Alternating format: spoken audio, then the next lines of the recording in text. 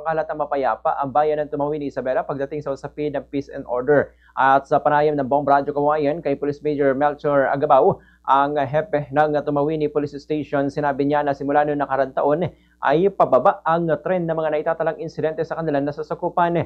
Patay sa kanilang datos, ang pangunahin lamang na itatala sa bayan ng Tumawini ay road crash incidents dahil na rin sa stretch ang nasasakupan nilang pambansang lansangan. Dahil dito ay nakipag-ugnayan ng PNP Tumawini sa mga concerned agencies gaya ng Department of Public Works and Highways o DPWH para sa additional road signages at sa Land Transportation Office sa Traffic Enforcers para naman sa pag-obserba sa speed limit. Nito lamang buwan ng Setyembre ay nagsagawa ang kanilang hanay ng libreng theoretical driving course at road show katuwang ang LTO para sa renewal ng registration at application ng student permit.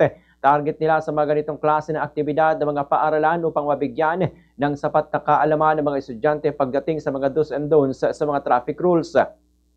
Samantala, upang matiyak naman na babawasan ng mga insidenteng naitatala sa Tumawini, ay nagtutungo ang mga kapulisan para sa kanilang programa na Usap at Kape tulay sa mapayapang barangay kung saan nagdadala sila ng kape at pandesal upang makikumusta sa publiko at mailapit sa mga ito ang kanilang serbisyo. Ganito ang bahagi ng pahayag ni Police Major Melchor Agabao. Peaceful po ang bayan ng Tumawini pagdating po sa public safety at saka yung mga anti-criminality natin. Kasi makikita natin sa data, sa data natin mapapatunayan yan. Hindi ko naman pwedeng sabihin na tahimik ang Tumawini kung may mga recorded datas naman tayo ng mga krimen or any eventuality sa ating bayan ng Tumawini.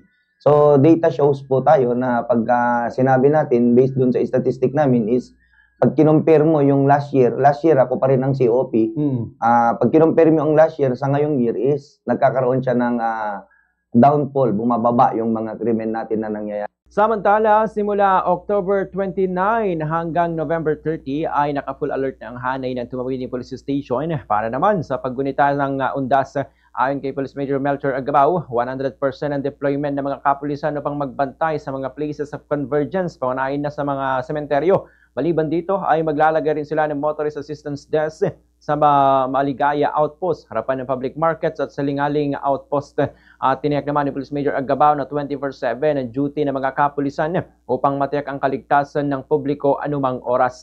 Ganito ang bahagi ng pahayag ni Police Major Melchor Agabao. Is kwan naman ang deployment natin, meron tayong deployment plan. Lagi na natin ginagawa yan, yearly na yan, ini-improve at ini-improve na lang natin. Kung ano yung mga naging problema ng last year, pinapasukan natin dito. At saka, kwan naman tayo, meron kami sa bayan ng Tumawini na hindi accredited pa, pero pinapa-accredit ko if ma-accredit yung creation ng mamang police namin doon. Yun yung mga volunteers ko na very much willing na tumulong sa PNP with regard sa mga ganyang activity.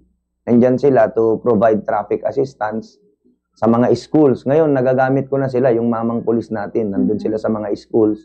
Sila ang nagpo-provide ng assistance. Tinutulungan nila yung police at barangay tanod na